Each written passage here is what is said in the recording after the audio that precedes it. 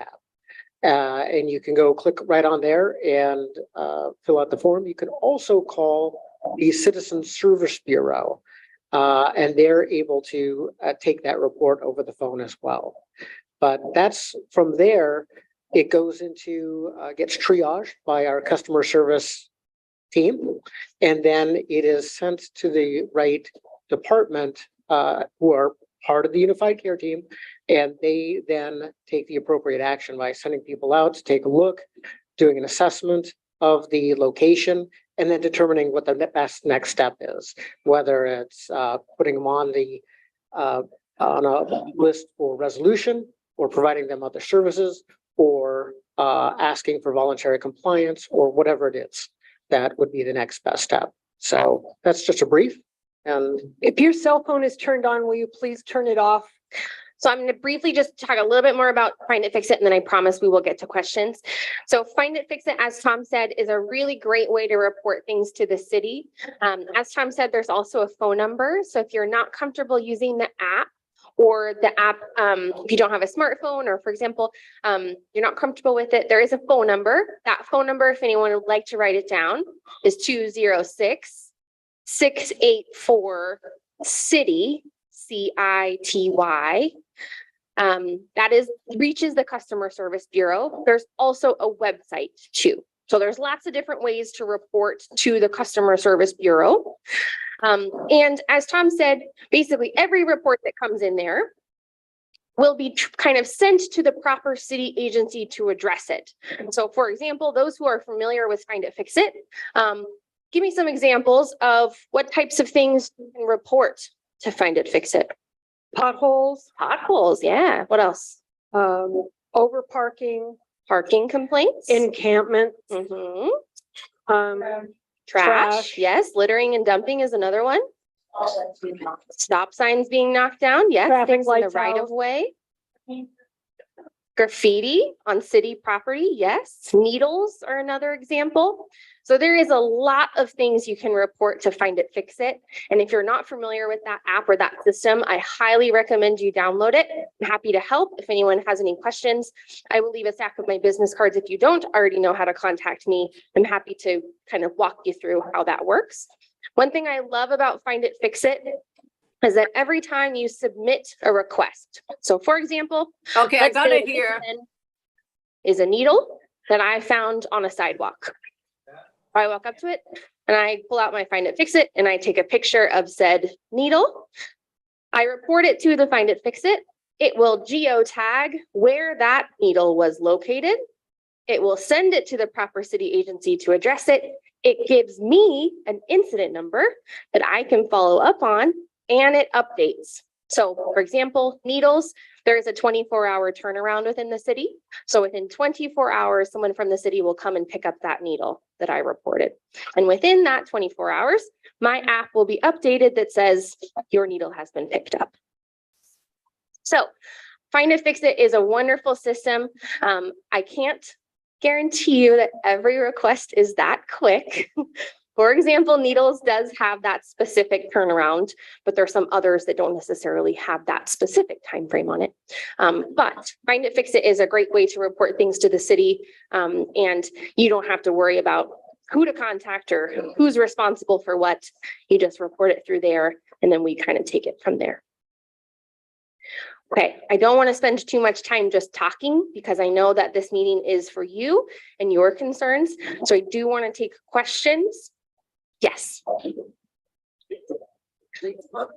would be helpful if you did an overview of the process before we got to questions, just so that they understood how we prioritize the encampments and, you know, Yeah, that's a really good point, because many of us have been reporting to Find It, Fix It on this issue across the street for many, many months, including many of you while you were here, CSOs while they were here in action. And so that's going to be a concern of almost anybody sitting in this room who has already used Find It, Fix It about the problem. So just so you're aware of that. Yeah. Yeah. And this particular location has a lot of qualities to it that make it interesting to address. And I'll tell you about those in a minute. But here's why it's important to keep reporting on Find It, Fix It. Things that you might see happening at the encampment is because we do prioritize, do a prioritization of encampments as they come in, and based on a variety of factors, not only the size, the location, whether it's blocking the sidewalk, whether it's causing some other mitigation, but also part of it is if there's ongoing activity there that so shots fired or lots of propane tanks are good things to report, that kind of things. So again, a good reason why. It doesn't mean it will necessarily go to the top of the list because we are dealing with over 400 different encampments in the city at any one time, active encampments. But while I recognize that, and the UCT is well aware of the size, and I want to talk a little bit about the complexity of this location, much like the Michigan Street, second in Michigan location. This one is owned by several different jurisdictions, the state of Washington, city of Seattle, different. Okay, it's also on a steep slope. It's also has some environmental concerns. There's also a large number of vehicles in there. So it's taking us, it's going to take us some coordination with our state partners. We need to get them to, and we've begun those conversations, but we're just now at the beginning of those conversations with state partners to make a plan so that we're able to have a coordinated approach to addressing the encampment. Now, part of that is also having alternative housing options to offer people as we do those removals. So we have to make sure that we have the places to offer them, and we have the teams coordinated, and then we can move forward with a resolution and outreach. But I can tell you that outreach has been going on for several months by our outreach partners at the King County Regional Homelessness Authority. Homelessness. Did I say? King County Regional Homelessness Authority, and our contracted outreach partners have been talking to people in the encampment and working with them to get to know them and get to know what their needs are for housing and what their desires are, that sort of thing. So that's a big deal. That's not to be, because if we were to wait until we were all ready to go and then engage with outreach, it would take another 2 months to get that going, to have that outreach take, because it takes time for those relationships to be built and for them to be able to make reasonable offers to people. So it is a good thing that outreach is happening now, and yeah, and we'll just keep working on it from there. Well, I understand what you just explained, and I'm sure most everyone in the room understands it too, but for lack of a better word, and we've been through this for a number of years on this property and different encampments and different groups of people, we actually feel endangered with this particular group of people, unlike any.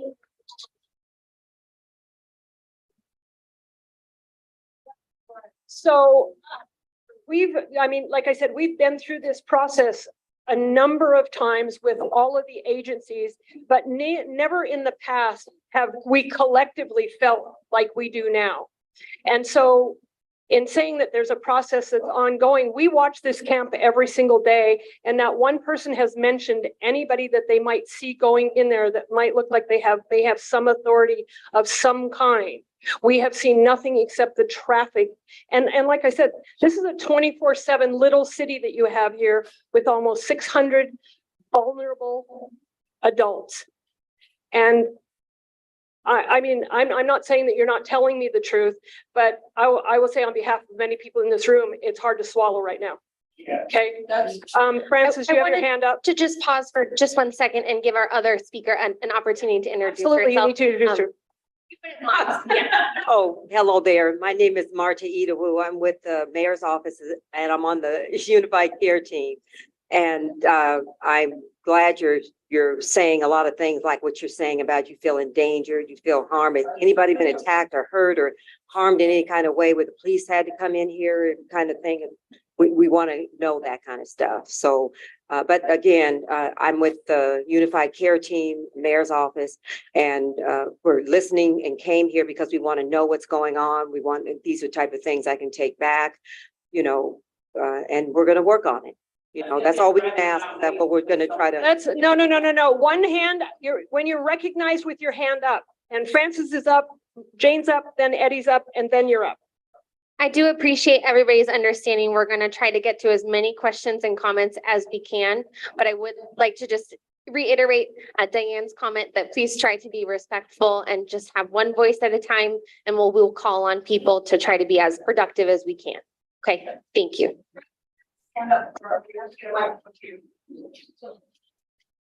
You have it. What I have heard over and over and over again from the people in C building, some of the people in A building, people in D building, and I can't help but agree with them. It's a question that I hear over and over and over again. Is when are you going to start caring more about us than you do about them?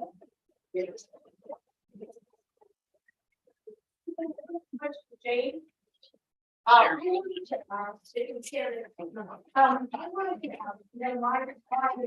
turkey faces. And every day I have to look at it. I've seen them, go from nothing after to them bringing the wood in to make steers there and make everything. And when they all drove in, I saw every day. And I saw the police come and look at a car that was stalled in front of their 3 police cars. They all looked at the encampment, did nothing, and they just put a notice on the car that they would tell her. And the police cars came.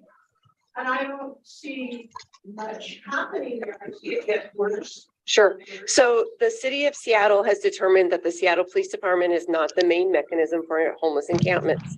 That's the Unified Care Team. So we can go there and we'll take care of any criminal activity that we see, which includes that vehicle that, you know, we put the impound notice on, and then, you know, we can impound. But beyond that, it's for homeless encampments and their removals, it will be the Unified Care Team, and we will support them in any way that we can. And certainly I attend these meetings weekly with the MDAR, and this is always a site that I bring up saying, I just want to make sure everyone has it on their radar, that we're still talking about it. It's our number 2 call for repeat call location for West Seattle right now. So we're getting a lot of activity there. And so I do keep trying to push it forward. It is more difficult now than it was probably in previous times. It used to be the city of Seattle would kind of take care of state of Washington property. But right now, my understanding is that the policy is that the state of Washington needs to take care of their property, and the city of Seattle, of course, will be good partners with them, and we'll all work together to try to get it done. But it's not the city's responsibility necessarily to take care of state of Washington property. And if I'm incorrect about that, please feel free to jump in.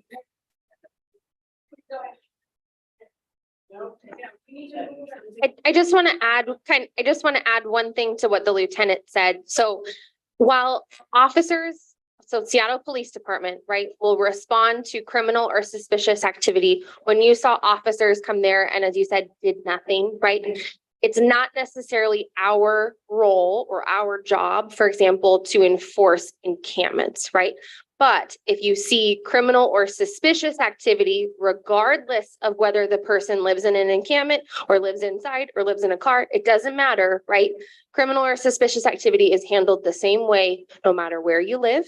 And that's something that is in our purview. Okay, so when I mentioned the importance of calling 911 to report those things, be sure to kind of focus on that part of it, regardless of where the person lives. We should be reporting just everyday activity. No. Suspicious and criminal activity to 911. You don't know. Yes. Is this on? Yeah. Yeah. I'm glad you were talking about that, because I just have a quick question about when to call 911. Everything everyone said makes that there's some things that are kind of on the cusp. For instance, they had a sign out there for a long time that said rob and kill, right? Someone painted over, they repainted it, and that's free speech, I guess. On the other hand, it's kind of threatening. So what do you do if you're in doubt about that kind of thing? Because a lot of people were kind of very scared by that sign, and they kept renewing it. Yeah, actually, I would say that type of signage that's on public property should be reported on Find It, Fix It. Because we've actually had this discussion in MDR, and SDOT actually came out and was able to remove it because it was on public right of way. So that would probably be inappropriate for Find It, Fix It. If it's directed towards you, then that's a threat, and then you should call 911. Yeah. But when in doubt, my advice to anyone is when in doubt, if you are thinking, should I call 911? The answer is probably yes. We would much rather have you call and report and have us come out and everything be okay and it not be a crime than have nobody have called and we could have come out to help or protect something or save someone, right? So when in doubt, call 911. The call takers, when you call 911, if you've called 911 before, you know, they ask you, it seems like a million questions, but every question is important and each of those questions gets at something. That helps us to prioritize the call, and the call takers are trained to take the information from you and to determine what kind of resources need to respond. Sometimes it's uniformed officers, sometimes it's social workers, sometimes it's mental health professionals, sometimes it's the fire department for an aid response, right? Sometimes it's a fire department for an actual fire, right? There's all different types of responses we have, but it's based on the information you provide and how the call is prioritized. So give us a call, let us know what's going on. The call taker will ask lots of questions and they'll determine the best resources to respond. Look, I just wanted to know for the woman, I'm sorry, from the mayor's office, I can't remember. Marta. You said there were two that you wanted them to report if someone gets hurt or injured or whatever. I think the collective of this room, my dad lived. We want it to be prevented, we don't want it to happen. Yeah, well, they don't want to wait until that happens to call. But so, and I'm gonna go back to the most important question, which was asked by this woman here in the Kraken hat. Are you gonna answer that? Yeah, I'll answer that right now. When is people gonna be more important than the? No. That's not it. Penny, your turn has not come yet. Like, what, this is lunacy. I think it's a legitimate question that everybody feels. In our society are right in this room and across the street, we have drug abuse, crime, all of this. What are we doing now? What's happening? Because I disagree. And I'm sorry, but I, you know, yeah. No, I think it's a legitimate feeling. What is going on? All right, so thank you for the question. I think you've heard the lieutenant mention the MDARS, which stands for Multi-Departmental Administrative Rules. These are the rules that the city goes by, the guidelines that directs how we engage with encampments of all sizes. And a part of that requires us One to conversation, please. I'm sorry. And part of that means that we need to make offers of legitimate housing offers to people prior to making a removal happen. So that. One more thing. There's a trespassing sign out there. It says no trespassing, right? So does that sign just not matter? Or can you trespass, but you can live there, but you can't, you can trespass, but you can't live there? You can't trespass, but you can't. I mean, there's a trespass. Can we get the money back for the sign? Penny, I have you in order. I just want to address the trespassing sign because that is a remnant from, that was placed, I believe, the last time the encampment was removed in 2017. Yeah. I mean, obviously it's still a no trespassing sign where we're at. What's that? Yeah. Thank you. So it's still there and it's still, you know, because it's there technically trespassing, because we have so many people there and because of the way the criminal justice system is set up right now, it's not a realistic approach to go in there and treat every single camper as a trespasser. It just won't. They are. I can explain why. I can explain why. There's a couple things. First of all, right now, there's no room in the jail. There's no place to take them if they were arrested. It also would end up with everyone going back out onto the street immediately. So it wouldn't solve the problem to do that, to treat people as trespassers at this juncture. I think if once we get to a point where everything is removed again, and hopefully I'd like to see us get to a point where that area is fenced off. Once we get to that position, we're in a better position to treat individual campers as trespassers, but to treat an entire group of campers as trespassers is just not a realistic response, and it won't solve the problem at this point, unfortunately. Okay, one conversation and you're not up yet, Suzanne. Linda Keene. This goes on 24/7. Every day of the year. There are people allegedly cooking drugs, selling drugs, or their cars are in and out 24 hours a day. It never fucking ends. So.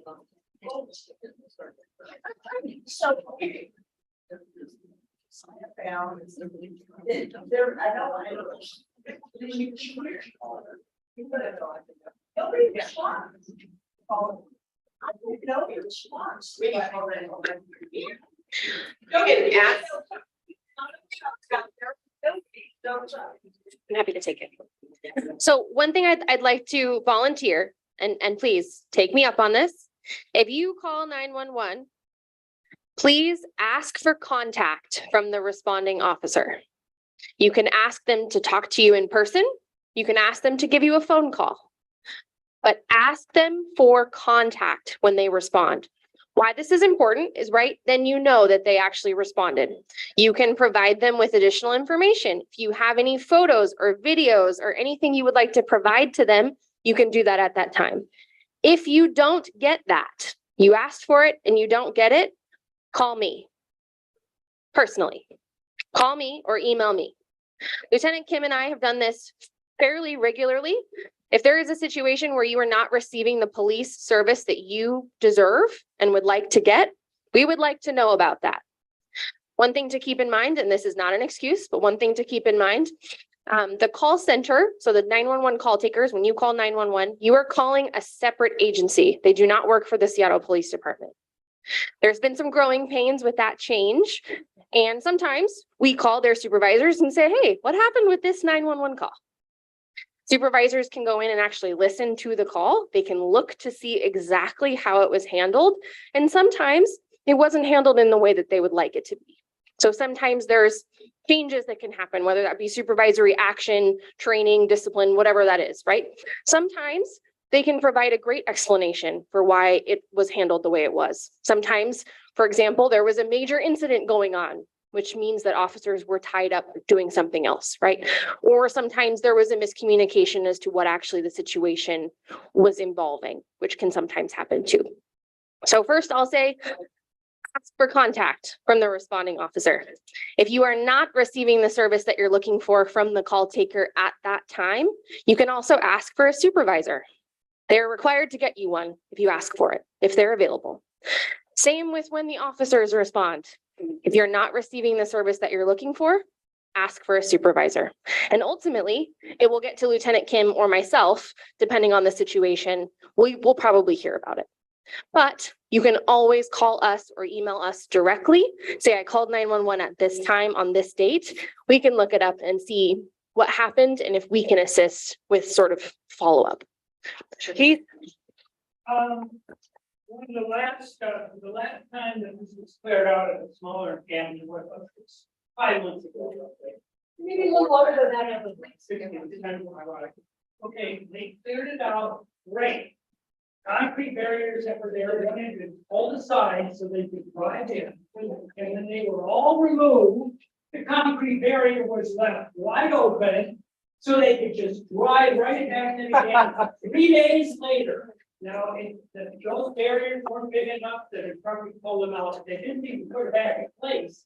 Bigger barriers could have been made so they could not have driven back in, but that was not done.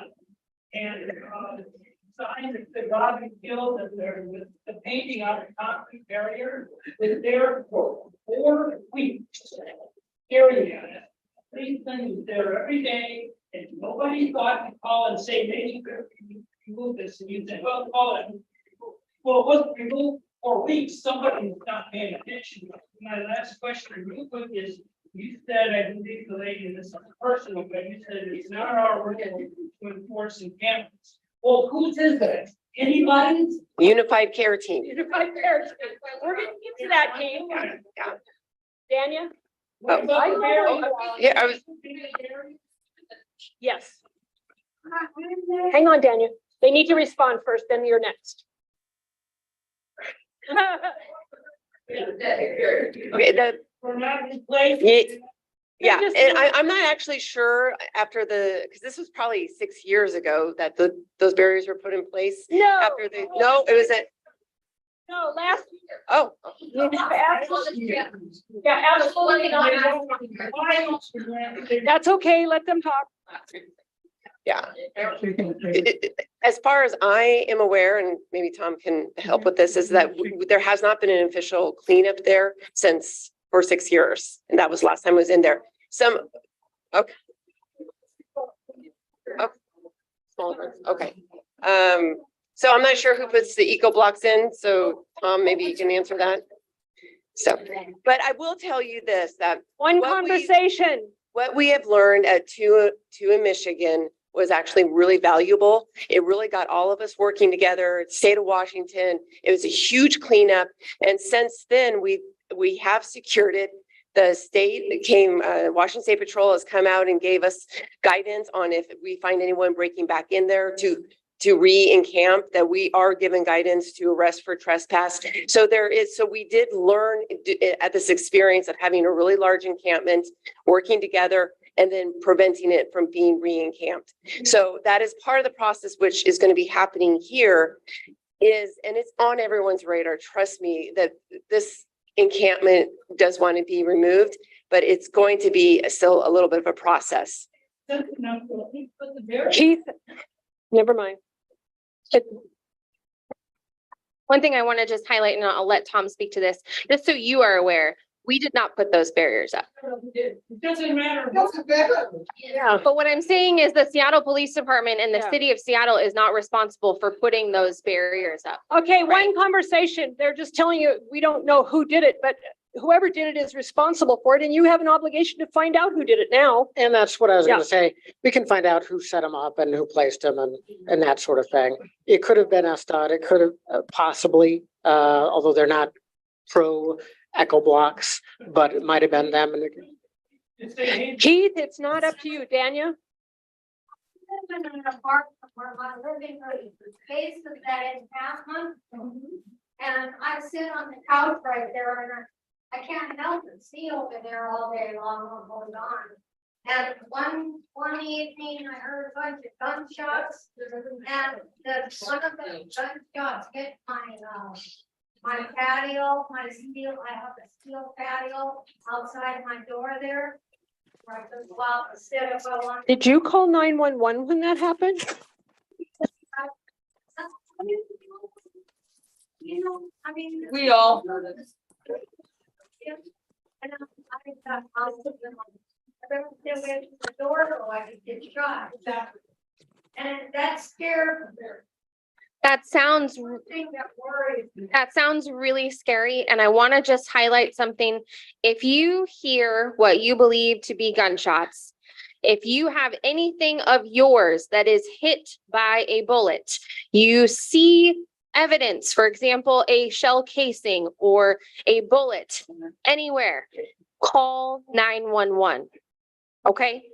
We need officers to come out and take the evidence. We need to know where it's coming from. For example, if you hear gunshots and you can say, for example, I believe it's coming from just east of me, right?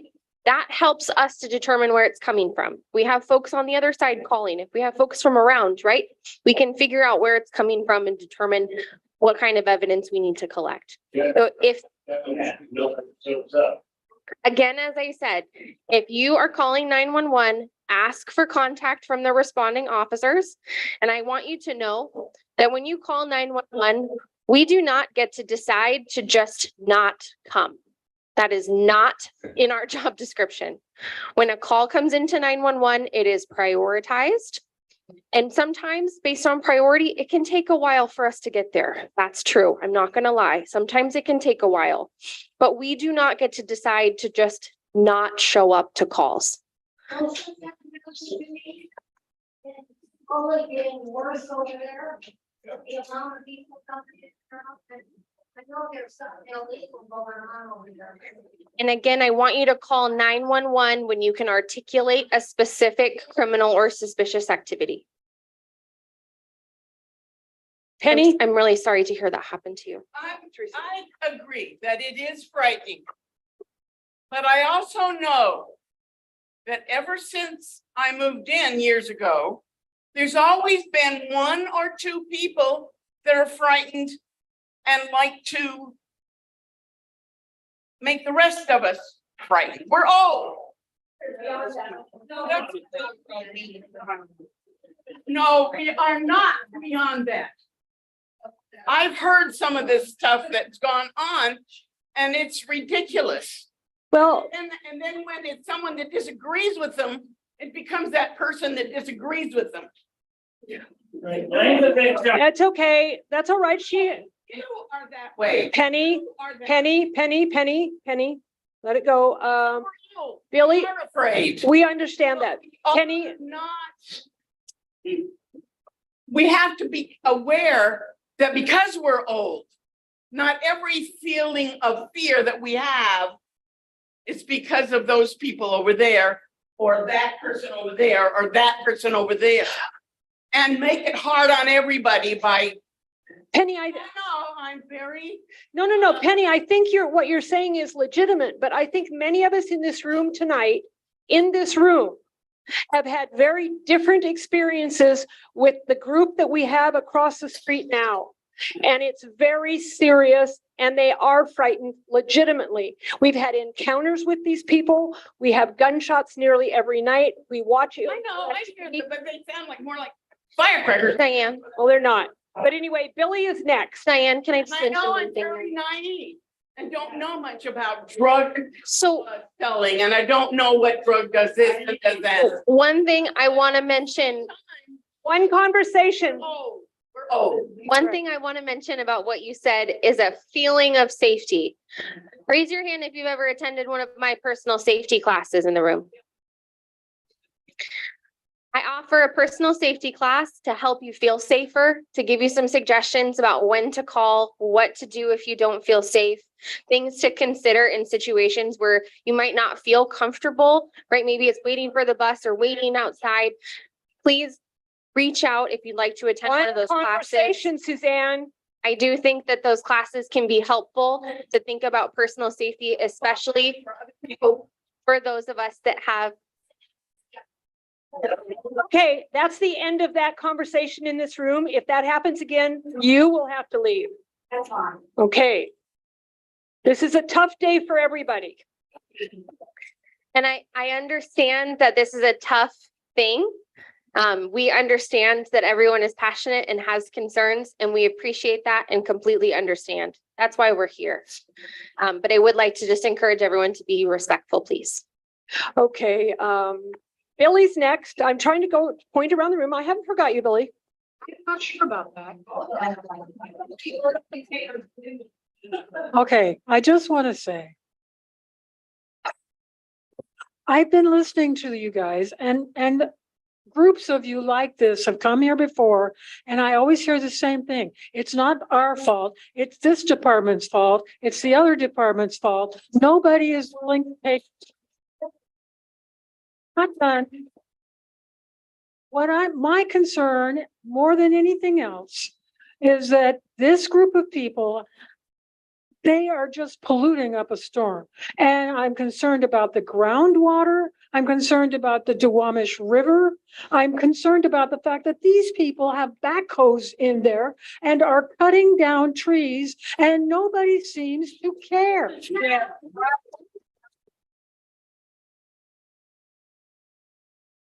Getting to your first point, I just want to push back a little bit and say that the Unified Care Team is a group of folks. We're the city's homelessness response group led by the mayor's office, where we have representatives from all the departments that touch homelessness, including SPD and the mayor's and the city attorney's office, Parks Department. And so we support each other. We don't all do the same work, but we do support each other. And we are every day supported by SPD and going out to encampments that we're doing removals at or talking to people at. And we know that it's up to our team, Unified Care Team, to work on these issues and, resolve them as best we can. Teresa, you're going to be next in just a second. One of the things about working together, and I'll bring the SPD into this, when you guys come up and down Myers Way and in and out of our property and you see all of this illegal parking, which you know to be illegal, why is SPD not contacting parking enforcement to come here and get these moved? Well, you guys can also contact. We parking do, believe enforcement. me. So it's tricky when the vehicles appear to be lived in. So if it's just a vehicle that's abandoned and we can determine that it doesn't appear to be lived in, then yes, we can take enforcement action. It was under SDOT. And so there was a great separation between SPD and SDOT, or SPD and PEOs, but now they're back with us and we're all still kind of trying to find our way through this. And in fact, I just actually put the memo from the city attorney's office about how to deal with abandoned vehicles and the route that we can use to impound them, put it on all the roll call boards and send it out to all the officers that work in the precinct so that they know that they have some authority to do impounds, especially on vehicles that don't appear to be lived in. Lived in becomes a little bit more difficult for both These are the not lived in PEOs. vehicles. These are truck drivers who come and have a couple of day layover because they're waiting for another load. That's not the same as living in your vehicle. And we understand the difference. There's somebody else. I'd like to address. I wanted to get back and just ask a quick question about the. I wanted to ask a question about the trucks, and the question is, if the trucks weren't there, would that right of way be filled with RVs? Now we can't get rid of them. They used to park over there on the back of it. They didn't have that problem here. And that's just a parking lot. And I get that in the short term until we're able to resolve the. Well, just let me finish. And see, in the short term, until we're able to resolve the, or the medium term, resolve the encampment, are those semis keeping RVs from parking there? Okay, just checking. That's what I wanted to check on. Well, and here's the thing, if they're just parked there and they're legally parked in less than 72 hours, there's nothing we can do about them. If they move them every couple of days, it's not against the law. Okay, so ma'am, I will actually make a request with the PEOs to swing through and take a look. What about the burning of trash every night? So again, those are all, if you see burning of trash, that should be a 911 call, and then the call taker will triage. Okay, one, I'm not a firefighter and I don't control the firefighters. That's a different branch that for fires, you would call 911 and then they would dispatch a fire truck to put it out. Okay, all right. You know, one thing in regards to the barriers, I don't know who is responsible for putting those barriers there. But as you go down First Avenue, you go into Georgetown, and there were these encampments. You went to Ruby Chow Park, there were encampments. So all that was cleaned up and barriers were put in place to prevent vehicles from parking there or encampments from being put there. So my question is, do you know if those barriers can be taken care of, over here, because what, like someone said, once the encampment was cleaned up, no one moved the barriers to prevent anyone from going into that property. Now, up there across from Camp Second Chance, there is an open area and there is a unlocked gate. And so they're finding their way in there, and now an encampment is starting. And then there are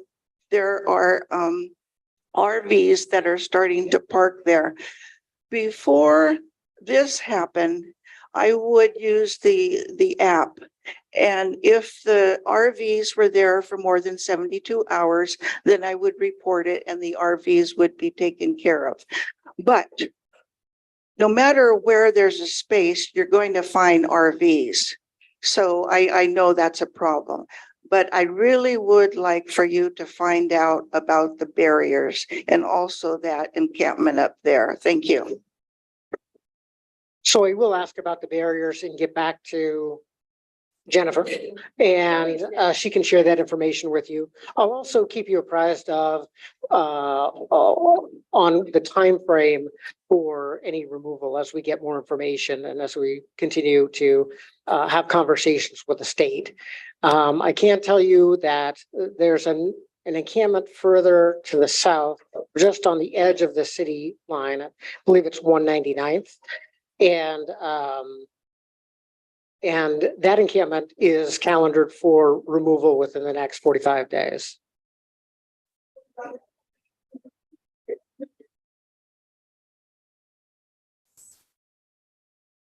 So I've been reading the paper to keep up with everything. And I think it was a couple months ago, there was something in the paper about millions of dollars from Gates and all these rich people to help clean up the homelessness. I haven't seen anything since. And I was wondering, what's up with that? And also, are we a priority? There's 400 something camps you just said. So does that make us a priority over other areas where there's not older people to clean up our camp? So I'll touch on one of those things and then I'll pass it to Tom. As Lieutenant Kim mentioned, and I think part of this can be explained by, of course, the increase in activity and the couple of meetings that we've had to encourage folks to call. But I think Lieutenant Kim mentioned it, and I just want to make sure I emphasize right now, this encampment, so this address is our second highest call location in the Southwest Precinct. The Southwest Precinct is all of West Seattle and South Park, and it is our second highest call location. So to answer your question about, is it a priority for us? Yes, it is a priority for us. And I heard someone mention back there, why aren't we patrolling the area? We are. We are here a lot. That doesn't necessarily mean we're going to solve all of the problems, right? That doesn't mean we're going to come in one day and remove everything, right? That's not necessarily how it works.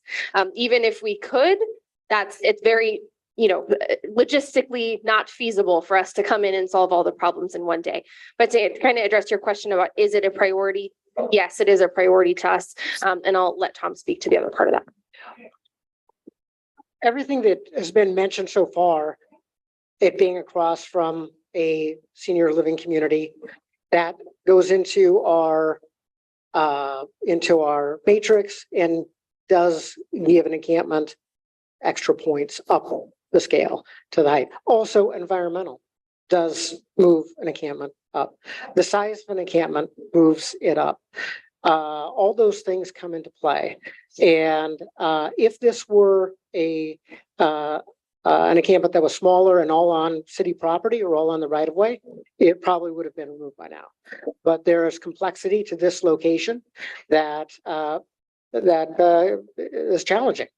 If we had the go-ahead 2 months ago to do the removal, we probably wouldn't have done it because of the hazardous slope and the water, the wetness in the soil that makes it a danger for our workers to go in. So we would have waited for drier conditions. Just telling you the facts. So what about the money? Right. I hope, I don't know specifically about that money. I believe that it probably was contributed to the King County Regional Homelessness Authority in their efforts to build housing.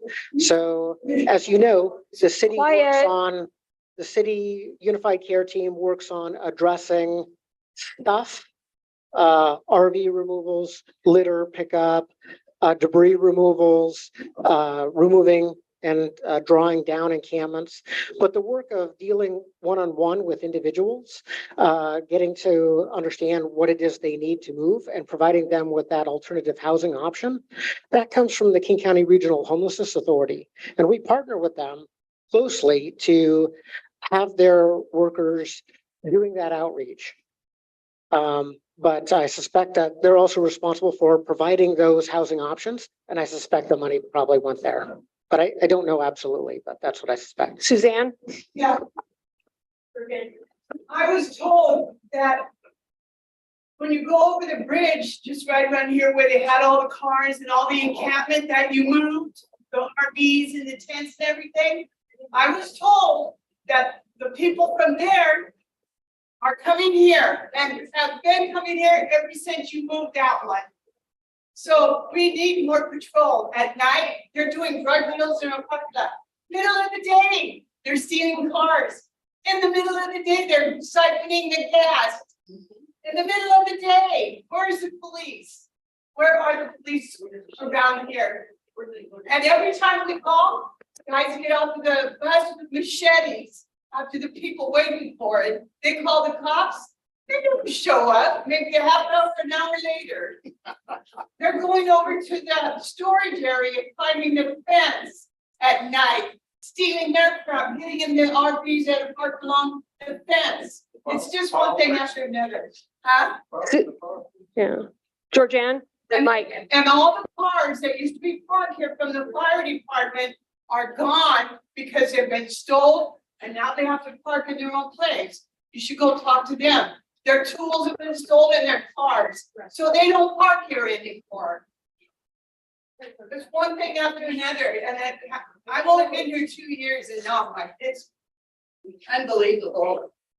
And no help from any of you. And when we call them, oh, sorry, we can't do anything. We've talked to the police so many times. We catch them jumping the fence, we call them. We catch them with machetes out there. We see them doing drug deals. We tell them to get out of here. They come right back an hour later. Useless. We need more patrol. Hi. Can you hear me?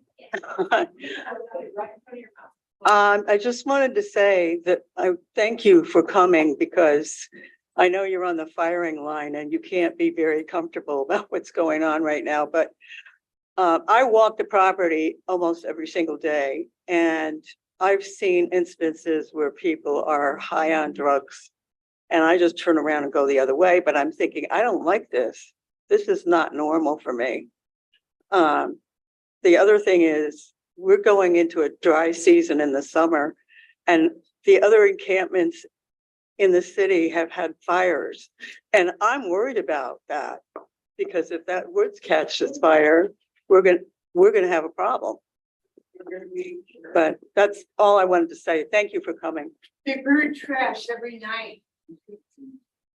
And I will say that this is a higher priority out of all of our encampments. And it was just it's a combination of working with this Washington State, and also making sure the slope is safe for Parks Department to go in there and be able to safely get down there and not cause more erosion and everything.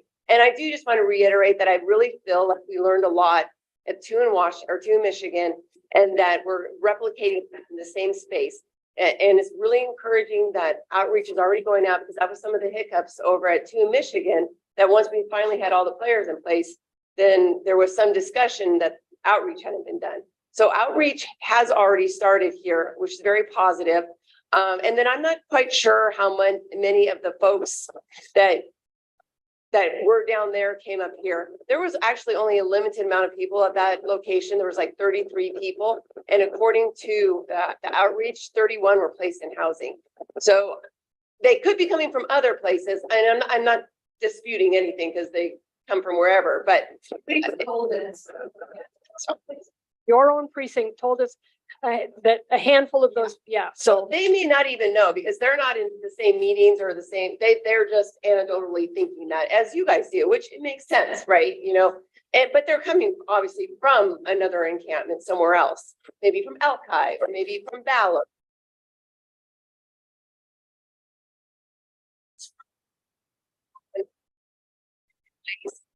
That we in partnership together to have this cleaned up sooner rather than later. It's already May, so I mean, maybe by July, we will have some sort of effort, so. Mike? I didn't have anything to say, I'm in line, I'm out of line, but my question was, I heard the lady, I know all these residents in here, but I don't believe I'm gonna go out there and pick up no gun shells that's been fired over there.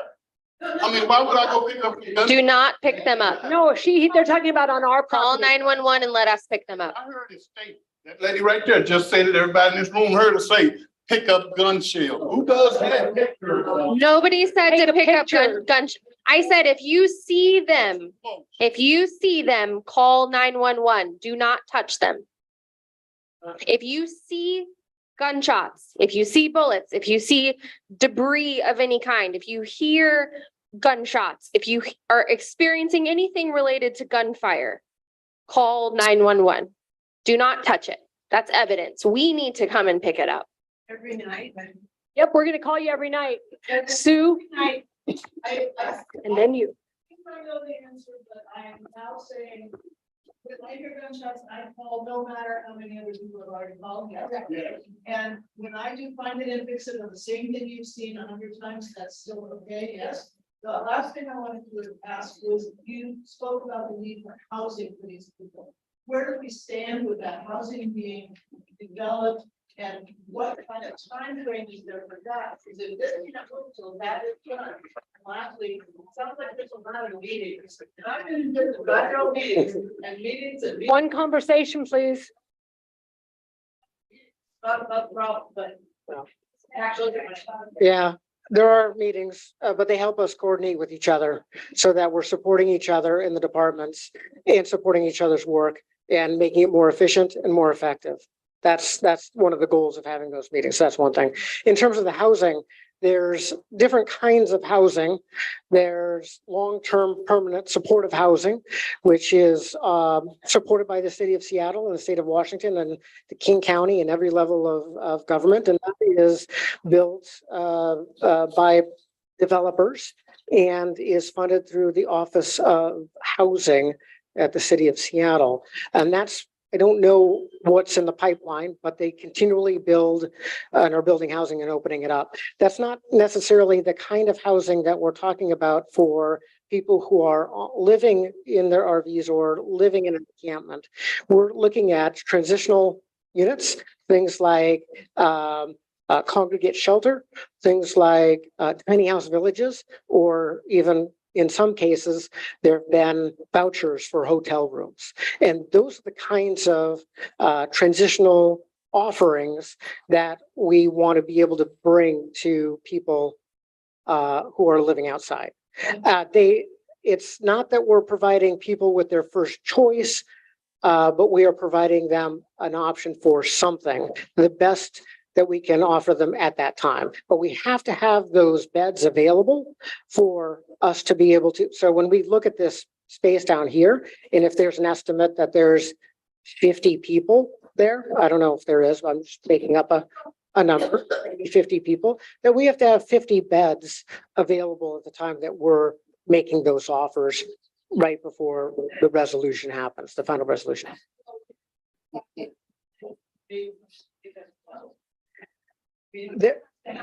For those 50 beds will be available. You know, the ebb and flow of beds is ongoing. It's hard to, I can't tell you right now how many beds are available or if they're, amassing a 50 bed. We're still pretty far out because our conversations with the state are just beginning, but it is a part of it as we get closer to figure out where those beds are going to be and where they're going to come from. King County Regional Homelessness Authority would be responsible for providing those or figuring out where we're going to get those. And there have been things that have happened in the past that have come up that have allowed us to have additional beds, or allowed them to have additional beds, which have allowed us to do additional encampment removals. Things like a hotel will be made available, or a tiny house village will come online that makes other people move from the hotel to the tiny house village, and then the hotel is available. Things like that happen.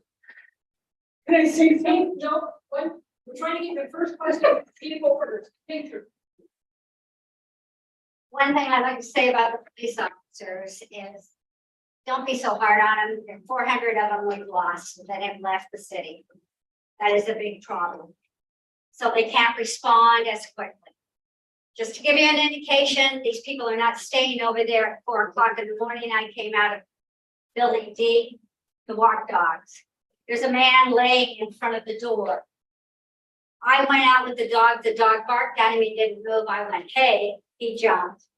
I said, you need to leave. He says, I'm not leaving, I'm cold. And I went, lamp. And so I went in after I was afraid he was going to try and come in behind me when I was bringing the 2 dogs back in. I went upstairs, I called 911. An hour later, I go back down because I'm taking the dogs to my car. And I go to the lobby again, the man is still there. And somebody came through the door, he put his hand in the door, I'm pushing on that door. I said, you better move your hand because I'm gonna break it. He finally pulled his hand out. And just as I called 911 again, the police officer showed up. The man was walking away over to 2 more of our buildings, this building and a building. So I went out and I spoke to the police officer and I thanked him for coming. I said, but he went that way. He said, well, I'll drive around. You driving around is not going to do diddly squat. Get off out of your cruiser and I will walk over here with you. That's what he should have done. And he didn't do that. That day, later in the day, at 7 o'clock in the morning, after I came back at 2 in the afternoon, found out from some people that he had come back and he was sleeping again providing groceries. So if he had done what I had asked him to do, and I would have walked with him to go over to the buildings because the way they're positioned is like a V. And you can't see anything from the street. He probably could have had the man leave and found out if he had a warrant.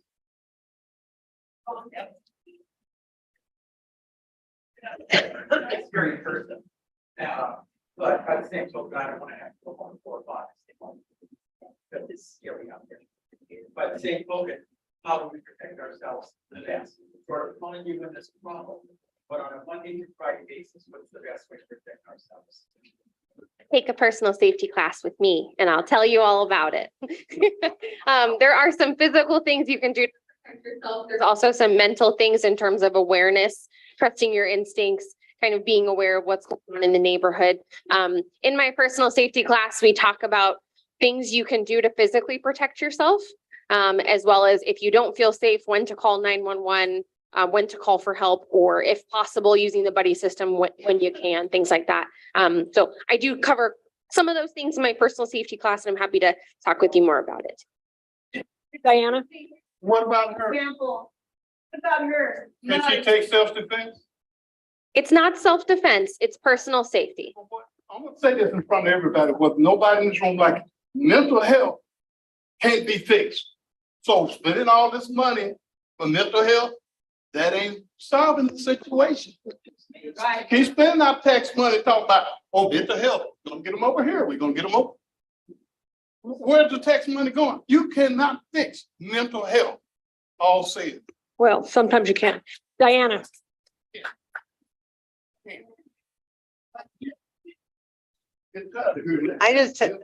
I have a question about shots fired that I want to expound on.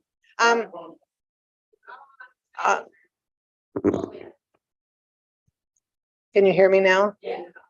Okay, so I have a question about shots fired. I hear shots almost every night. It wakes me up at night. I don't ever call. Am I supposed to get up every night and call? Should I call 911 every night?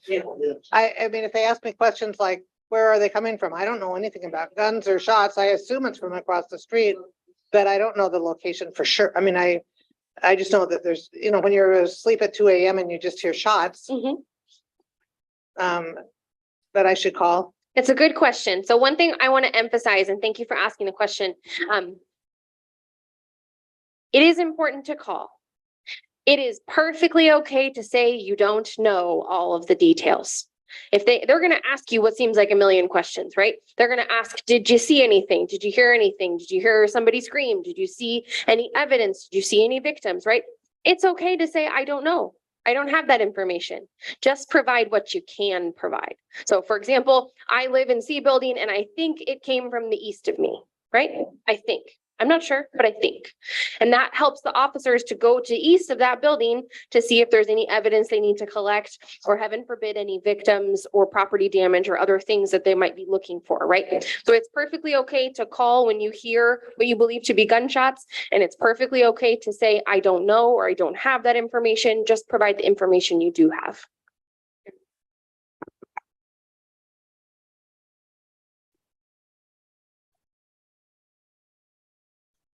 I was at a meeting not too long ago about the homeless committee. And it was, what they told us is that the new head of the homeless thing decided that they weren't going to push tiny home villages. And there was some villages all ready to go that were not getting funded. Tom, do you know anything about that? And are the tiny homes going to come? I mean, we know they work. Yeah. I don't know about the future of tiny home, I mean, about additional tiny home villages. I don't know if the city council will be funding additional ones or not. There are some tiny home villages that are going to be moving because the current property, I'm not talking about Camp Second Chance, but because the current property is for one reason or another, no longer available. So I know that the Human Services Department is looking for additional properties for those existing tiny home villages to move to. But you are correct, the King County Homelessness Authority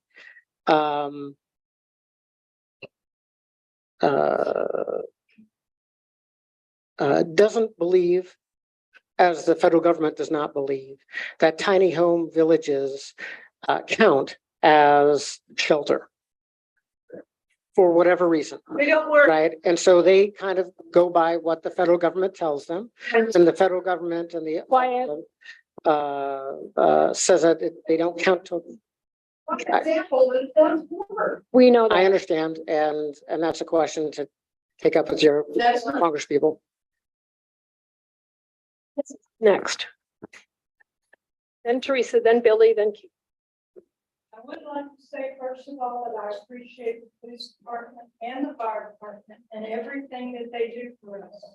I believe that they do everything they're allowed to do. It's the rest of you that I hold responsible. You're not doing your job. And whatever plan it is you've got, it doesn't work.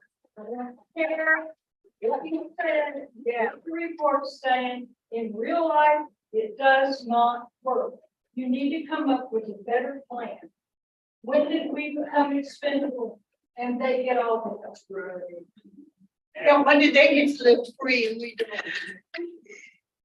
That's it. Teresa.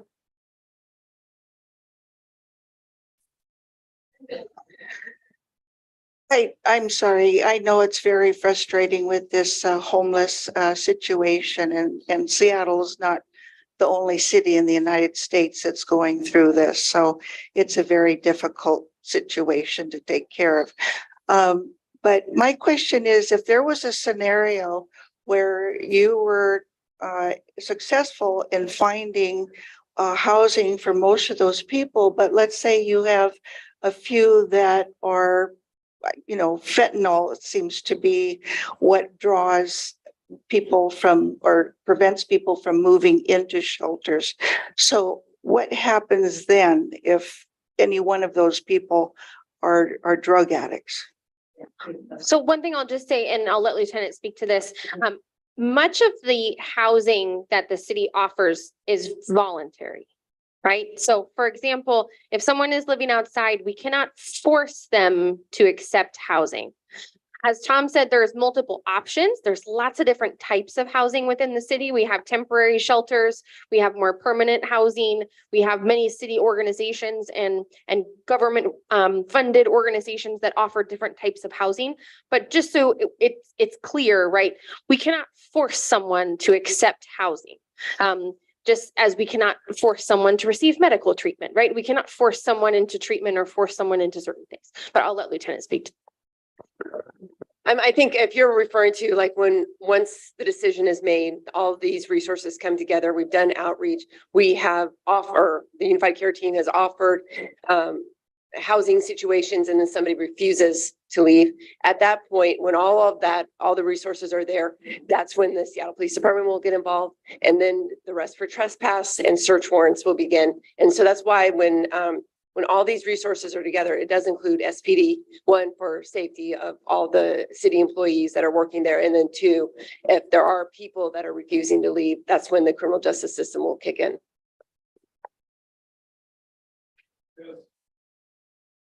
Billy has the microphone.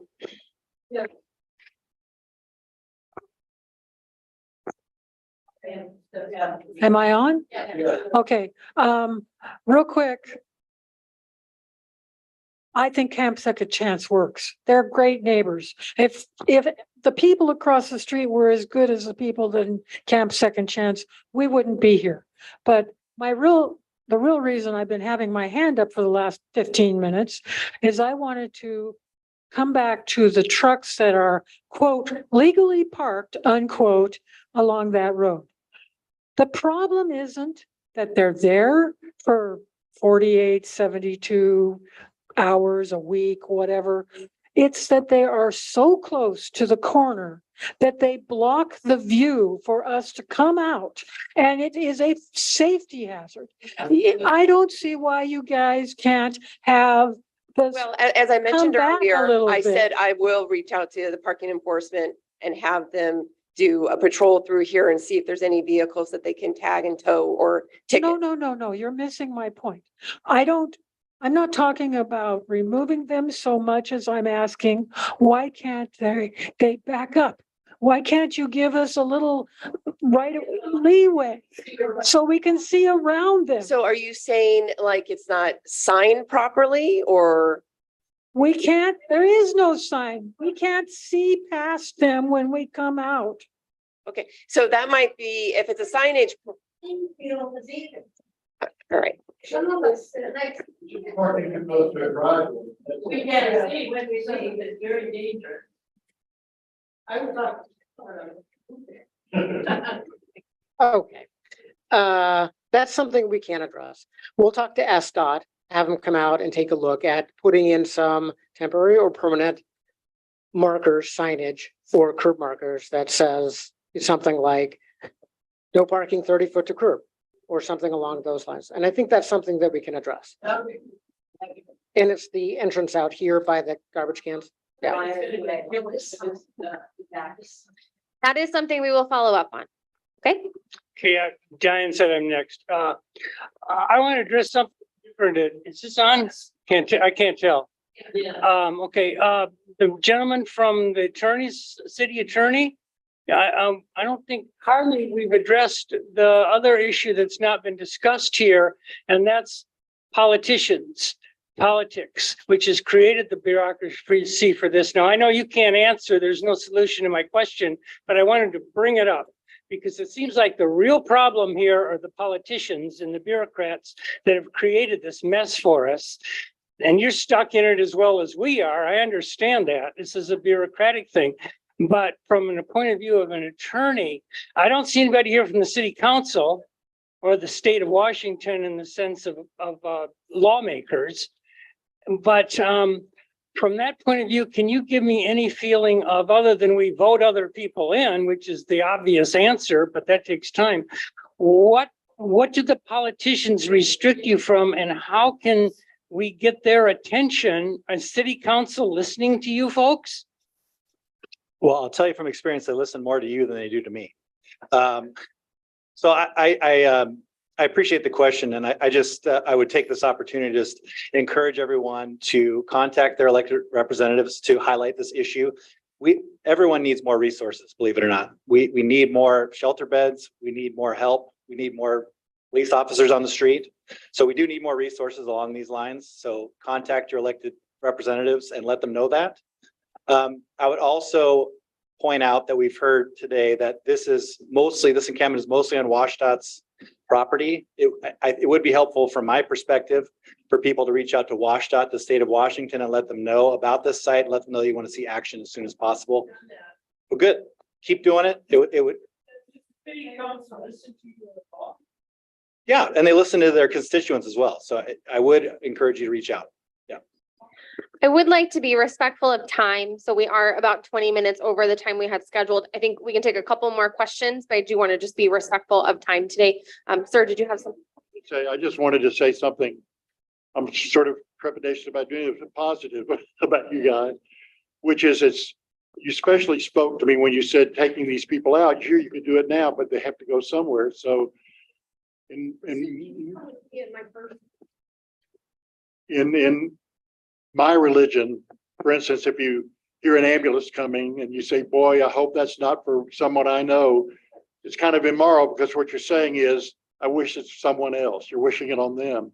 And there are people too. I worked for a long time in homeless shelters. My father died on the street, and they are human beings too. And I know it's a real problem, but the thing is, it's a huge problem. And I'm guessing, tell me if I'm wrong, you don't have enough manpower. And I appreciate that you're trying to do it. The politics, I kind of agree with Keith about politics, but it's always terrible, for somebody. And I just want to say that I appreciate you having this meeting and what the work you're doing. Thank you. I appreciate that.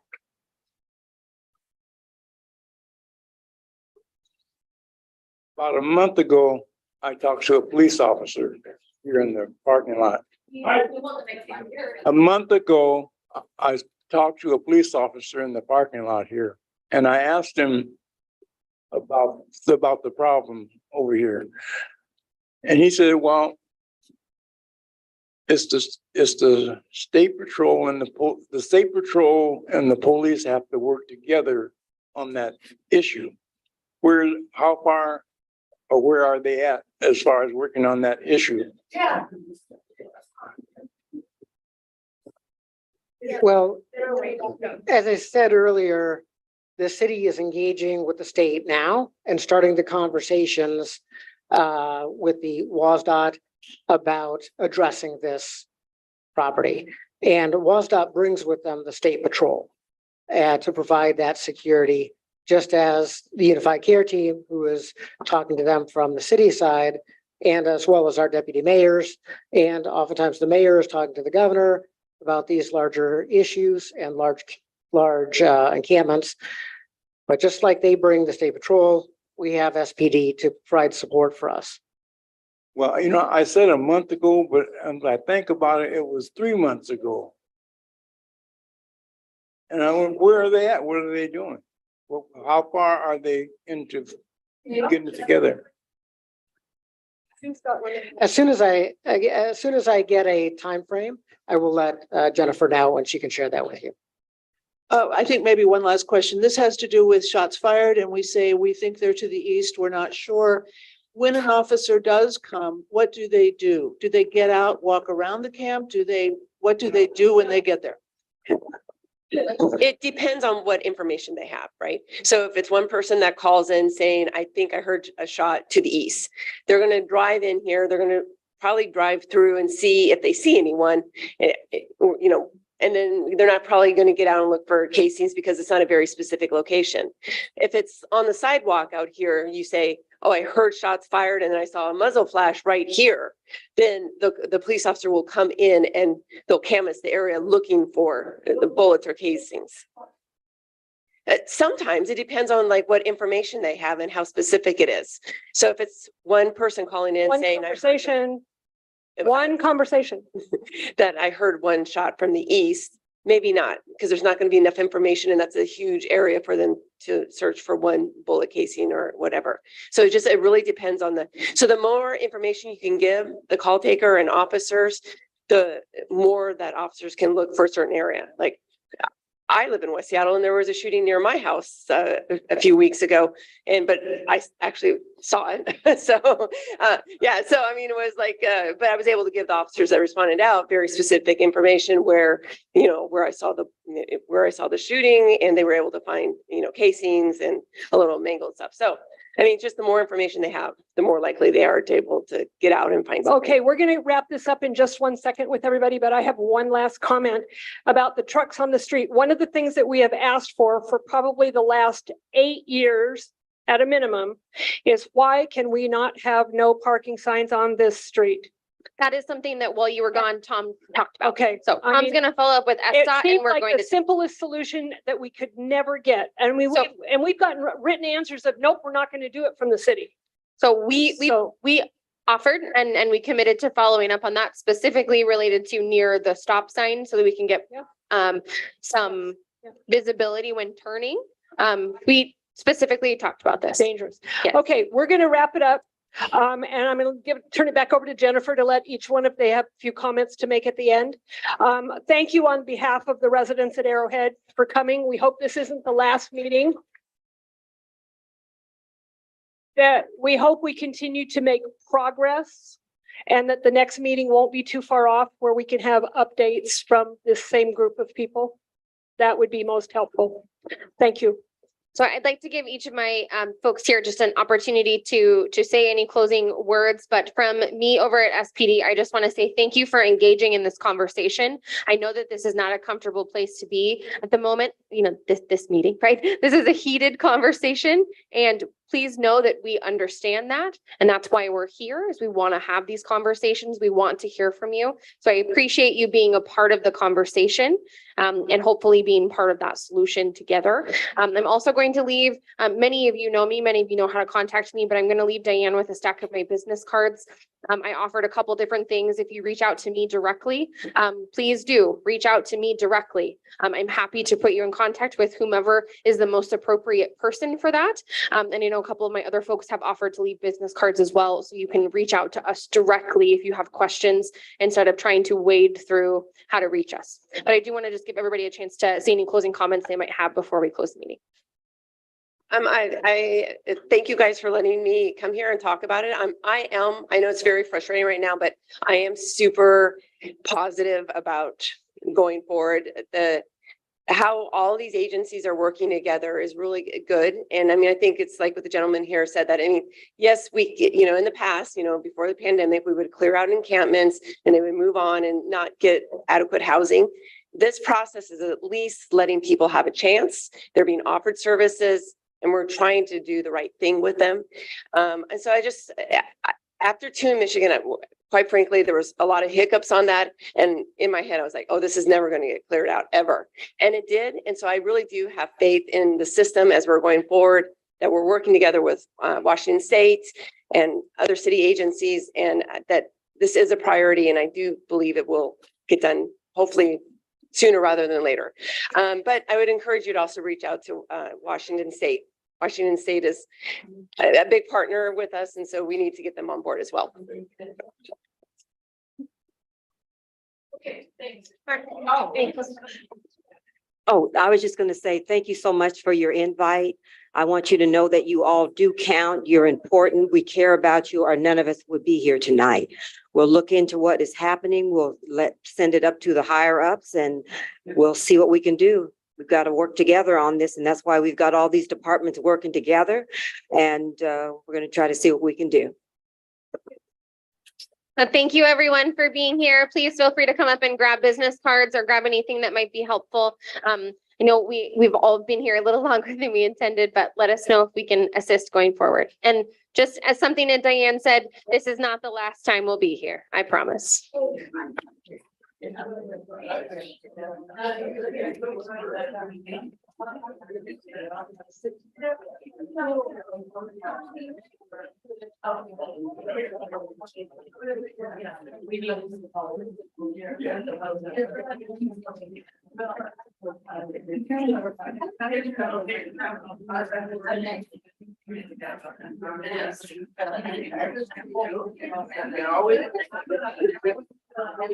All right.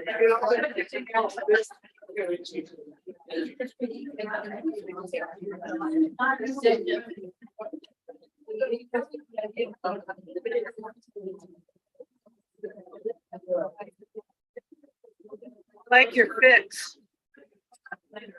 Very classy.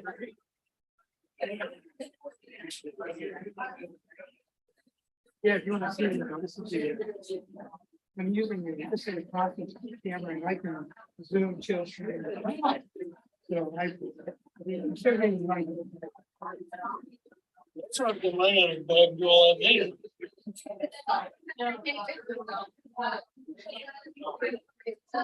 Have a great evening.